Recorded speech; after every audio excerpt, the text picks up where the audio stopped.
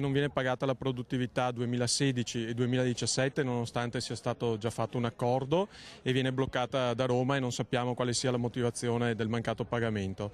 Si parla di un taglio dai 900 ai 1200 euro di produttività annua per lavoratori che hanno uno stipendio di 1300-1400 euro, quindi sono delle cifre che per i lavoratori dell'Agenzia delle Entrate non sono poche. Dopo lo stato di agitazione dei giorni scorsi e l'inconcludente tentativo di conciliazione al Ministero del Lavoro, i dipendenti dell'Agenzia delle Entrate hanno proclamato uno sciopero. In Veneto l'adesione è dell'80%, così come a Venezia nella sede di Marghera.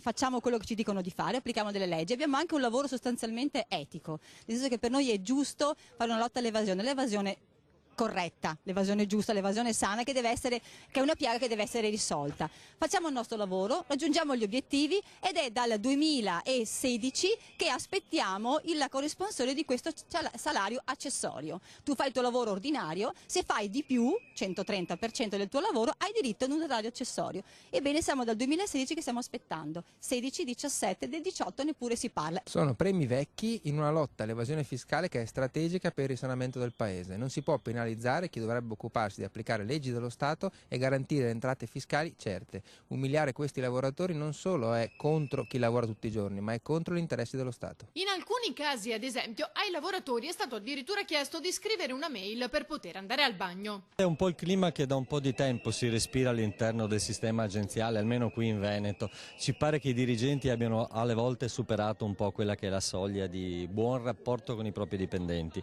arrivando agli estremi come l'ex direttore di Vicenza che per andare al bagno chiede una mail di autorizzazione. Mi sembra che si commenti da sola.